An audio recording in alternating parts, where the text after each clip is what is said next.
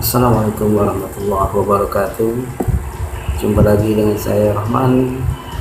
Kali ini kita akan membahas tentang depresiasi aset pada satu perusahaan menggunakan perhitungan pada aplikasi Excel. Ya, baik. Tapi sebelumnya kita lihat dulu di sini. Apa itu pengertian depresiasi? Depresiasi atau penyusutan aset adalah penurunan nilai aset dari biaya perolehan awal aset selama periode tertentu sehingga nilai asetnya menjadi lebih kecil dari biaya perolehan awal aset, yang termasuk aset antara lain mesin produksi, mobil, alat kantor. Tidak termasuk tanah, karena tanah memiliki nilai aset yang terus bertambah, bukannya berkurang. Ya, baik. Selanjutnya pentingnya perhitungan depresiasi aset. Dengan adanya perhitungan depresiasi, kita akan mengetahui harga awal aset berapa, mendapat data keuntungannya berapa,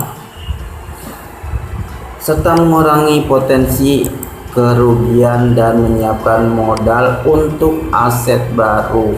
Ya, inilah pentingnya dilakukan perhitungan depresiasi aset, yaitu mengetahui harga awal aset, data keuntungan, potensi kerugian, dan menyiapkan modal untuk aset baru.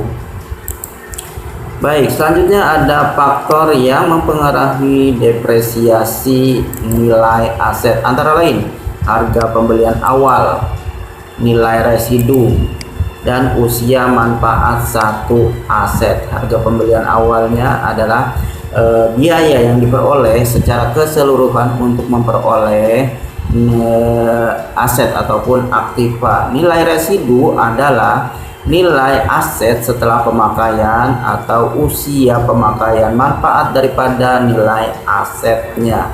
Usia manfaat adalah usia pemakaian dari satu aset atau aktiva setelah beberapa periode atau tahun. Baik, selanjutnya ada metode depresiasi, yaitu untuk menghitung berapa sih penyusutan nilai aset selama periode tertentu. Ini ada caranya yang berbeda-beda, kita akan bahas di sini. Yang pertama, ada cara menggunakan metode garis lurus. Metode garis lurus adalah penurunan aset yang nilainya tetap dari tahun per tahun hingga satu periode tertentu.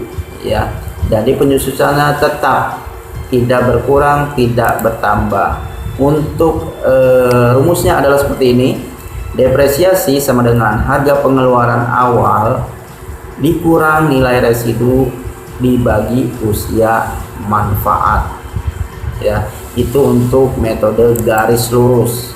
Selanjutnya ada metode aktivitas. Metode aktivitas adalah pengurangan atau penyusutan aktiva atau aset selama periode atau aktivitas tertentu. Jadi tiap aktivitas itu dihitung penyusutannya berapa.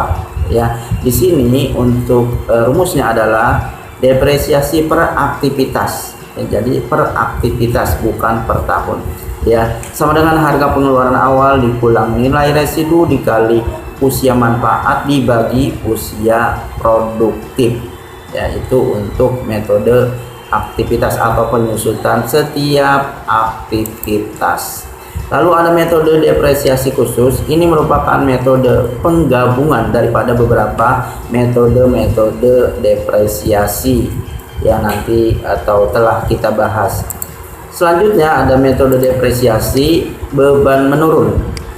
Metode ini menggunakan pengeluaran awal yang bebannya akan tiap periode atau tiap tahun semakin menurun.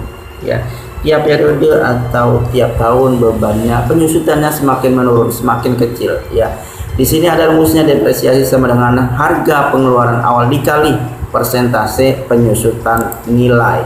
Selanjutnya ada metode depresiasi saldo menurun ganda.